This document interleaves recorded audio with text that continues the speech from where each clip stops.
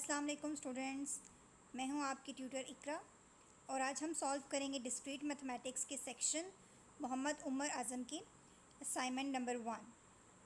ये असाइनमेंट के मुझे बहुत से बच्चों ने कहा है कि हमें नहीं मिल रही, तो इसका सलूशन दिए जा रही हूं आपको। और मज़ीद किसी भी असाइनमेंट का सलूशन चाहिए हो तो पहले आपने असाइनमेंट फ़ाइल मुझे ईमेल करनी है इस ईमेल एड्रेस पे, एंड देन आपने वही फ़ाइल यहाँ पे चेक कर लेनी है यूट्यूब चैनल पे कि क्या वो अपलोड हो चुकी है। अगर आपको नहीं मिलती है तो मुझे अगेन ईमेल करें कि मैम अभी तक आपने सॉल्यूशन फ़ाइल अपलोड नहीं की, तो इंशाल्लाह मैं 1-2 दिन में वो फ़ाइल भी अपलोड कर दूँगी। और अगर इमरजेंसी हो तो जल्द से जल्द कोशिश करूँगी कि वो अपलोड की जाए। सो स्टार्ट करते हैं असाइनमेंट के सॉल्यूशन के साथ। सो असाइनमेंट सॉल्यूशन में आपके पास क्वेश्चन नंबर 1 है, let S be the set of students studying in the same class. A binary relation R is defined on S as follows. अब वो कह रहे हैं S क्या है, सेट है स्टूडेंट्स का जो कि एक सेम क्लास में पढ़ते हैं।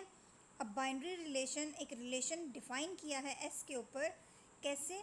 For all P and Q, P Q जो है वो कहाँ से बिलोंग कर रहे हैं, S, यानी कि एक क्लास का जो सेट है उसमें से P और Q कोई स्टूडेंट हैं। और P का रिलेशन Q के साथ किस तरह से है, P has the same, P का जो GPA है has the same CGPA as Q, यानी कि इन दोनों स्टूडेंट्स के जो CGPA हैं वो सेम हैं। हमने डिटरमाइन करना है weather the relation R is reflexive, symmetric और ट्रांजिटिव। अब इस रिलेशन R के ऊपर बताना है कि क्या वो हमारा रिफ्लेक्सिव है, सिमेट्रिक है या ट्रांजिटिव है। ये क्वेश्चन नंबर 1 है सेक्शन मोहम्मद उमर आज़म की असाइनमेंट फ़ाइल का। ये असाइनमेंट फ़ाइल सिर्फ वही बच्चे अटेम्प्ट करेंगे या सॉल्व करेंगे जिनके सेक्शन इंचार्ज ये वाले सर हैं। और मज़ीद आगे वीडियो स्टार्ट करने से पहले काइंडली लाइक कर लीजिए, सब्सक्राइब कर लीजिए और अपने जितने भी फेलोज़ हैं उनसे मेरी इस वीडियो को शेयर कर दीजिए।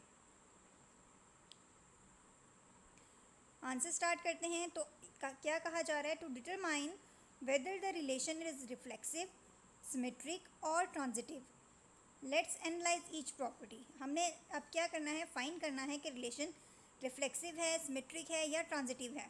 तो हम क्या करेंगे कि एनालाइज करेंगे इन तीनों प्रॉपर्टीज़ को।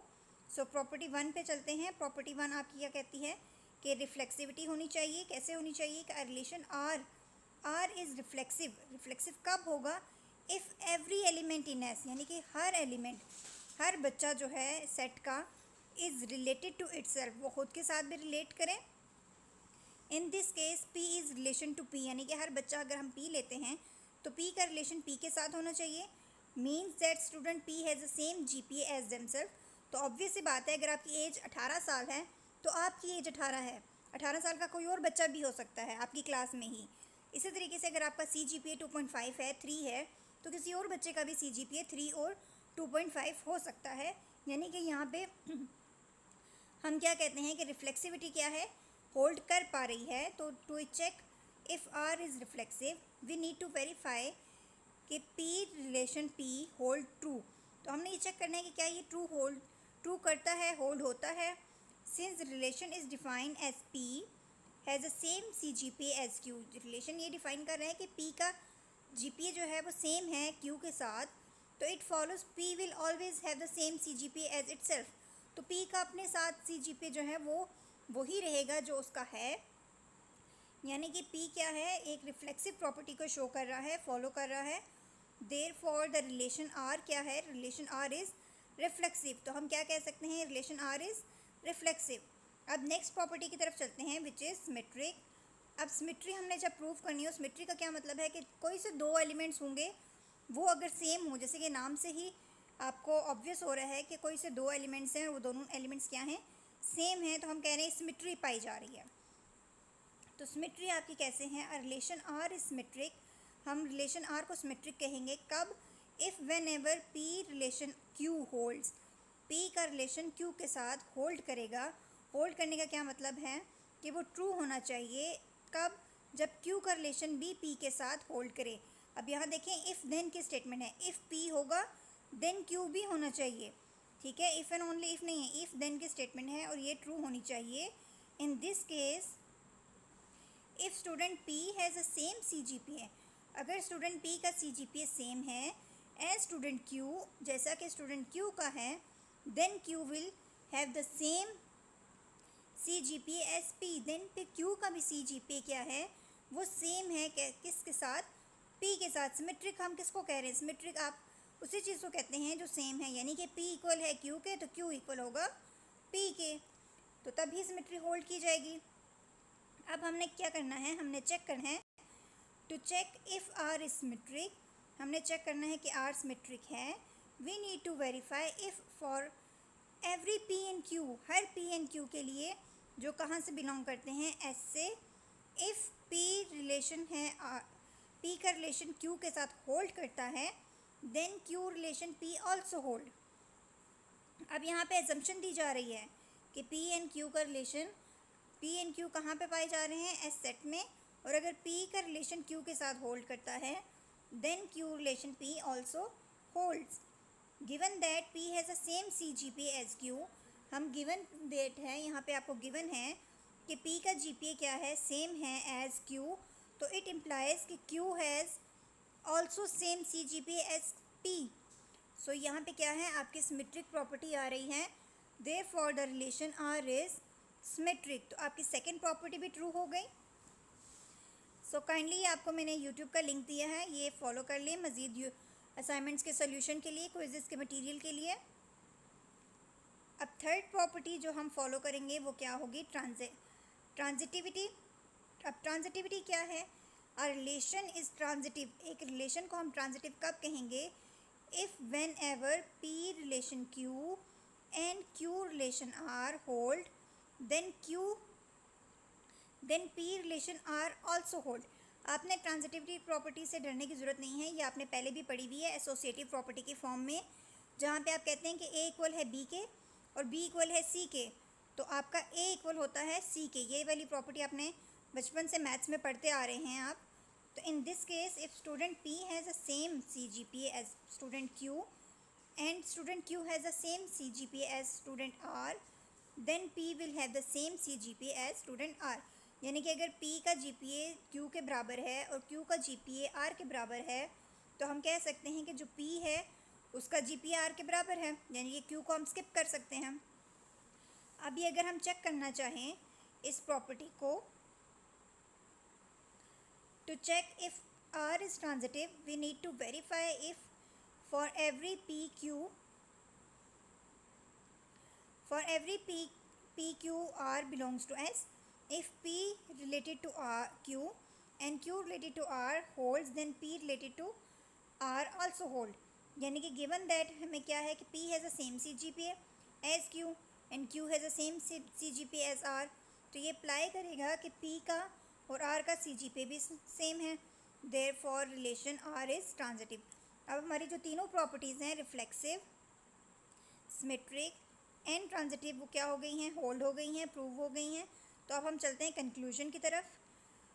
इन कंक्लूजन या in result, the relation R is reflexive because P has the same CGPA as P, relation is symmetric because P has the same CGPA as Q, relation is transitive because P has the same CGPA as Q and Q has the same CGPA as R, then P has the same CGPA as R, every PQR belongs to S। तो आपको relation में क्या कहा जा रहा है, therefore the relation R is reflexive, symmetric and transitive। ये हो गया आपका क्वेश्चन 1 का सोल्यूशन। जो स्टूडेंट न्यू है kindly like subscribe online class with Iqra. अब हम चलते हैं क्वेश्चन 2 के ऊपर। क्वेश्चन 2 में आपको वो कहता है लेट A जो है ABCD का एक सेट है और डिफ़ाइन हो रहा है उसके ऊपर रिलेशन ऑन A R1 आपका एक रिलेशन है जो कि इस तरीके से शो किया गया है, show that the set A together with above relation is partially ordered set और नॉट। हमने ये प्रूव करना है कि क्या ये पार्शली ऑर्डर्ड सेट है या नहीं।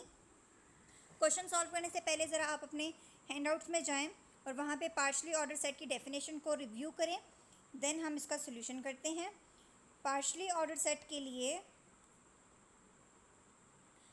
आपने क्या करना है कि A का A के साथ ही सेट होना चाहिए। तो आप यहाँ पे देखें या इस इसके अंदर ए कॉमा ए है मौजूद है, ए कॉमा ए मौजूद नहीं है। जब ए कॉमा ए मौजूद नहीं है तो इसका मतलब है कि यहाँ इस सेट में आपके पास ये जो पेयर है ए कॉमा ए भी नहीं है, बी कॉमा बी R1 में मौजूद है, सी कॉमा सी नहीं है, डी कॉमा डी का पेयर भी नहीं है। सो R1 is not contain all the pairs in the form of x comma x, यानी कि एक्स के साथ जो पेयर बनता है रिफ्लेक्सिव होने के लिए वो ए के अंदर मौजूद होने चाहिए थे, बट वो प्रेजेंट नहीं है। सो R1 is not reflexive. Reflexive की प्रॉपर्टी यहाँ पे होल्ड नहीं करती। अब सेकंड वाली प्रॉपर्टी हम देखते हैं which is transitive. Second property है आपकी ट्रांजिटिविटी।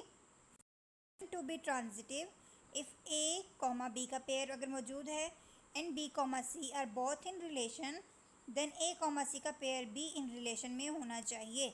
तो हम चेक करते हैं R1 के अंदर, तो A comma C and C comma A are not in R1। अगर ए कॉमा सी है तो सी कॉमा ए भी होना चाहिए था, जो कि R1 के अंदर नहीं है। B comma B is in R1 but it does not effect transitivity. ये बी कॉमा बी तो मौजूद है लेकिन ये ट्रांजिटिविटी की प्रॉपर्टी को फॉलो नहीं करता। और अब नेक्स्ट देखें डी कॉमा डी और डी बी का पेयर दोनों मौजूद तो हैं, बट यहाँ पे बी कॉमा बी भी होना चाहिए, वो कि R1 में नहीं है। सो transitivity does not apply here. Since R1 fails the transitive property, it is not transitive. Based on the analysis above, we conclude that the set A together with the relation R1 does not form a partially ordered set because R1 is not reflexive, asymmetry and transitive. अब हम यहाँ check कर लेते हैं कि asymmetric की property क्या है। asymmetric की प्रॉपर्टी है for a relation to asymmetric if a comma b मौजूद है, b कॉमा a भी है, तो ये दोनों के दोनों होने चाहिए आपके रिलेशन के अंदर, then a must be equal to b। तो ये चेक करें, अगर आप R1 में a comma C and C comma a both in R1 but दोनों इक्वल नहीं है, b कॉमा बी R1 में है बट ये कॉन्ट्राडिक्ट करती है इस एंटीसिमेट्रिक को, और b comma d and d comma B का पेयर मौजूद है R1 में लेकिन ये इक्वल नहीं है। सो यहाँ से भी ये प्रॉपर्टी सेटिस्फाई नहीं करती।